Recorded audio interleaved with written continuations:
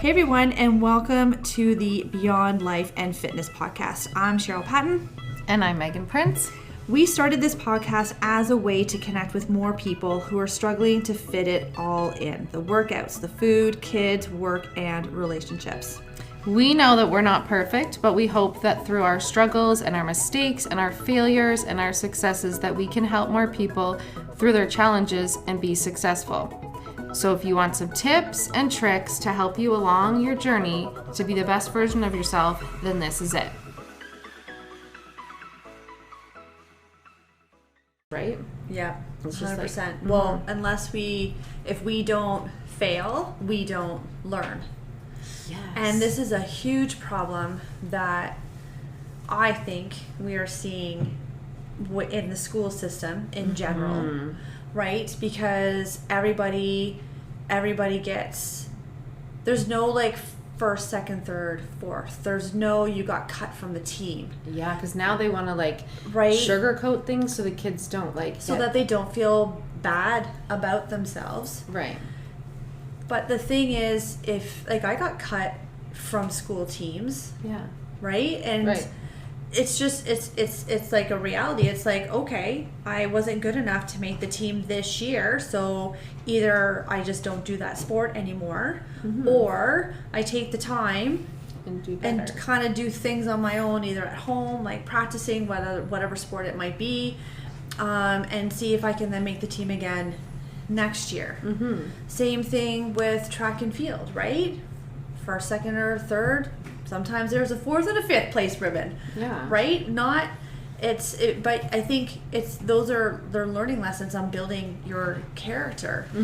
And without that, we're creating a lot of humans that they can't take criticism. They can't take somebody maybe not talking to them in like a perfectly quiet, monotone voice, right? Because now they feel like they're being threatened, or they feel like they're being,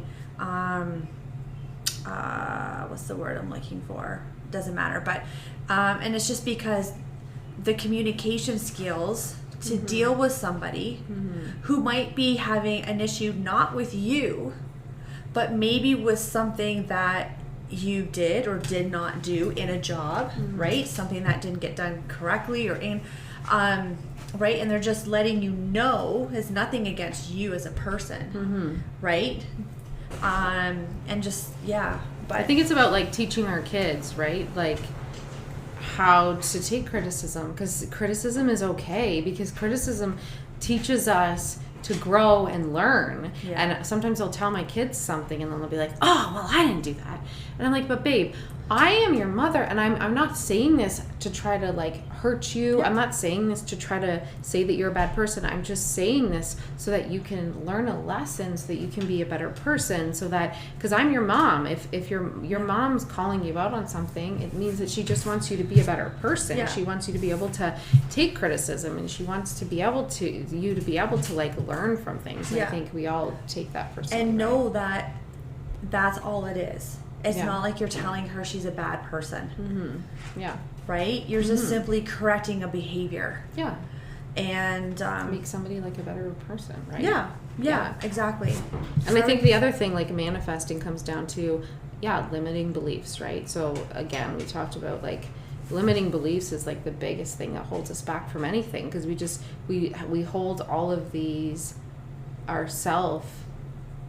We hold on to a lot of emotional baggage as we get older throughout the years, right? Yeah.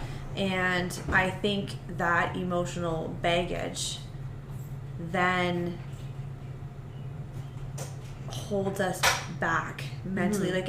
It's like a little tape recorder. Well, you tried this once and it didn't work, right? You tried it a second time, it still didn't work. What makes you think that you're worthy of actually having this work and happen for you? Yeah, and then we don't believe it, right? So we're okay, well, I'll just stop, or I just won't try it, or I won't do it. But the most successful people have said before, they've failed more times than they're successful. So you just have to keep thinking of there's those people that think of failure as and people that say no to them, they're like, oh, I love it. It's awesome. It's awesome. Like, I love when they say no to me, because then you have the ability to like really push through things and to keep going. And no's doesn't mean that. No's, like if somebody's buying a product from you, or somebody says no about wanting to partner with you or something, it's just like, okay, well then I'll just find another way, right? So failures, I think, are like our failures. We just have to change our mindset and reset from failures being like, failures are amazing, because then we can learn, we can grow. And if we don't have failures and we're just given everything in life, then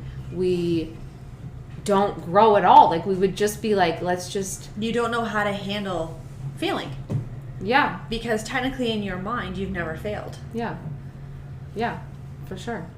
And so there was this cool thing that I was reading about manifesting, because really you have to come down to like, what energy are you putting out into the universe? Because that energy that you're portraying into the universe will come back to you 100,000%. You cannot, like, if you want to lose weight, you can't surround yourself with people that want to do movie nights and then you guys bring all snacks and you do a potluck and you're watching a movie. Yeah. You need to surround yourself with people that want to lose weight, the people that want to get fit, people that want to do stuff, because you can't manifest something into your life by doing the same exact things, hang out with the same exact people that you want to do. Well, you're the sum of the 5 people that you hang around. Right. And it's so, so true, right? So if you, so take a look at who you spend the most time with. Mm-hmm. And what are their habits?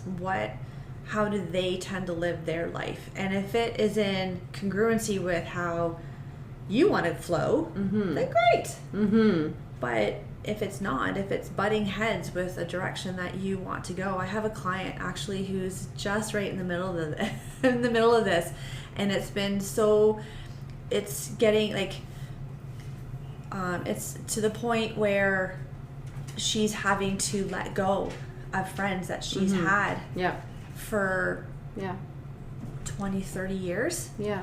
Because they're no longer in alignment to where she is going with her life. Mm-hmm. And it's really hard, and it's really sad. And as like a people pleaser, for me, I always got my when I grew up, I was in a toxic environment, so my validation always came from doing things for people. Right. So that's where I always would go straight to, is let's do things for people. Let's not make them mad. Let's not make them mad at me, because then they don't like me and then I'm not a good person. And then so now I can see, like, when I leave certain people, I'm hyped up and I'm energetic and I'm like, oh, I loved that, it was so awesome. Yeah. And then other people I leave and I'm just like, oh, that kind of not was a waste of time, because everybody has their unique things, but it's almost just like, you have to just really be careful where you spend your energy, because the people that you hang around with are going to set your path and your tone of where you're going to go. And if you don't want to, doesn't mean like let's not be friends with them. It just means like we just have space. Like maybe we see them once every 6 months. Maybe we see them once a year. Maybe we just check in with them and see how they're doing. But losing friends, I thought for me was always like a big no. But then once I turned 40, and then I was like, I only have so much energy. I'm a single mom. I have 3 kids, running businesses, and I'm like, I only have so much energy. So the time that I have free,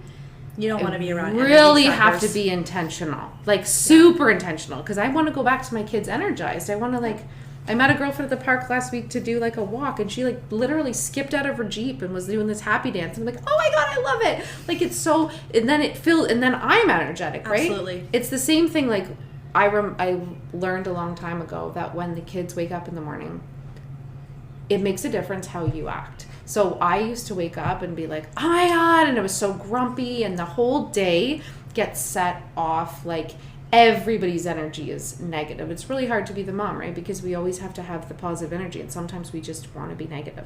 But I've realized, like, even if I have to fake it for those mornings, I can fake it for the 5-10 minutes from when I first wake up, because then the kids are energy. The kids are positive. So then I suck their positivity. So I'm like, okay, if I can do this for the first 5 minutes of waking up, even though I really just want to tell them to like screw up and leave me alone and I'm so grumpy and I haven't slept, but if I do 5 minutes of happiness, they're happy, and then I can feed off their positive energy. And I'm like, okay, now we got this because you guys are all happy, so I can't be in a bad mood. Whereas if I get in a bad mood, then they're all in a bad mood, and then I'm just in a bad mood all day, right? So like just you attract whatever it is you put out. Right. So if you are around, and I'm sure everybody can relate, like if you tend to hang around people who are always critical, always right, then excuse people, you too will also become critical and use excuses or versus like again, if you're around upbeat people all the time, then you will feed off that energy. Like 100%. you know that you have those friends that when you plan something with them, they're just going to cancel it. Like I just know, and then that's frustrating because they're like, well, why am I putting the energy into this when I know this is going to be the outcome? Yeah, right. And so then that's where you kind of start realizing, right? Like the energy, the people that are willing to put in what you're putting in, the people that give you motivation and positivity and no drama, like that stuff you just want to stay in that, and the other stuff you just kind of just don't have any time for anymore because you're like tired. So to tie this back, we're on a microphone right now, so you can't talk. You'll have to just go talk to Taylor though. Can you ask Taylor? What do you need help with? What's at her house? The cool rock? Okay, so we're clearly talking to a 5-year-old right now who has a fossil she found yesterday. Very cool. We actually had to go back because she forgot it at the park. So we had to go back down to the waterfalls.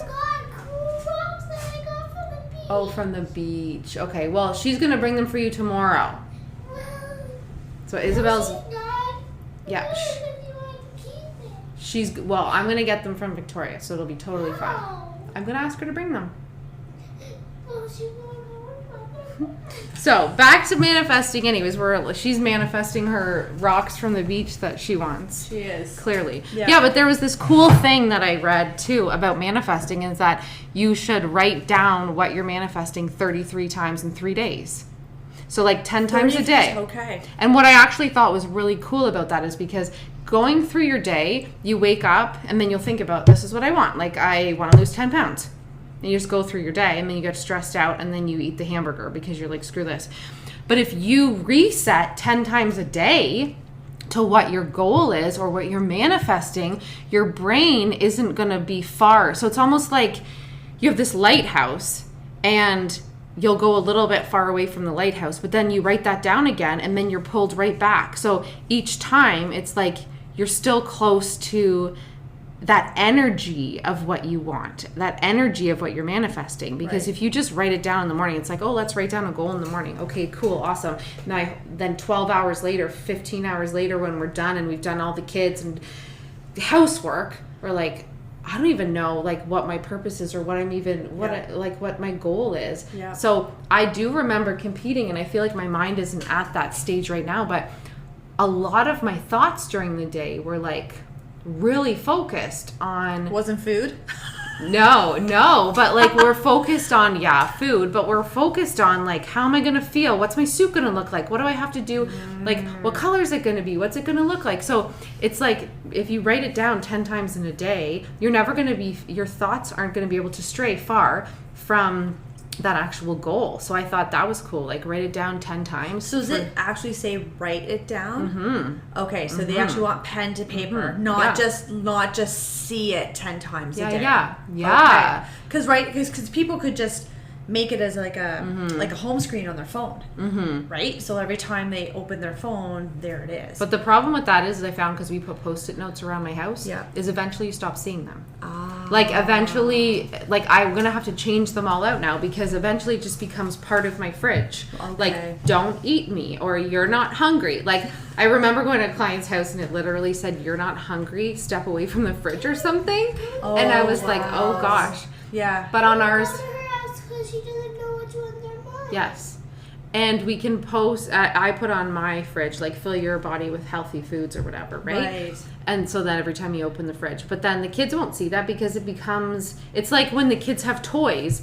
You put all their toys out, and then you're like, why does my kid never play with their toys? And then, so if we took all those toys downstairs, and every once in a while you bring up toys, they're like, oh, this is awesome, this is so fun. And you're like, oh my God, they never played with it and was up here. Right. So the same thing is writing down your goals. I think you can post it places, and you can put on your phone, but eventually it just become part of your day. So if you actually almost become numb to it. So you actually have to put your pen to paper and write it down.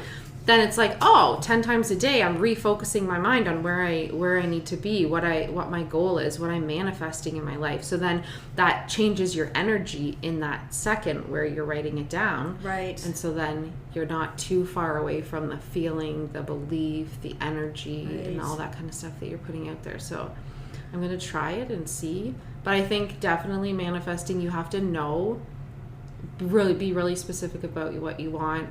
Understand yourself, like understand your weaknesses, your strengths, how you're going to work through those things. Right. But it's really about when you really want something, like when I wanted to have a baby, like it was so strong. Like it's like this, like I never had to manifest that.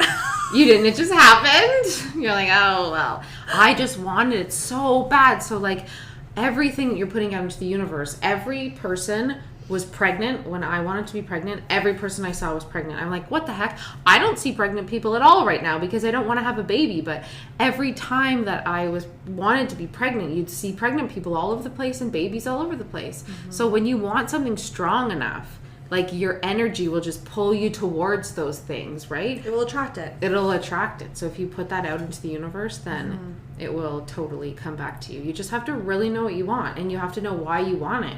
Yes. Like you can't just want to lose 30 pounds because you want to feel better. Like it's gotta be you want to lose 30 pounds because is there a health issue? Mm-hmm. You want to lose 30 pounds because of like a self-esteem, self-confidence issue, and you think that losing the 30 pounds is going to be the first step to help recovering some of that lost self-confidence or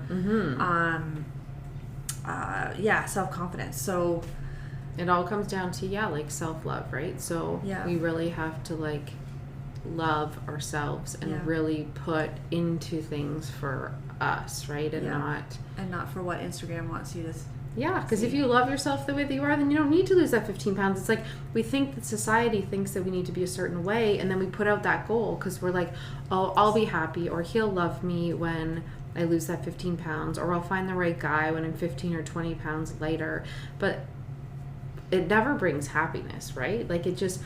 No, not unless you are, again, literally doing it for you and nobody else. Like for like the love of like, I want to have energy. I want to feel good when I put a bathing suit on the beach. I want to feel like I love myself enough and I'm putting good food into my body.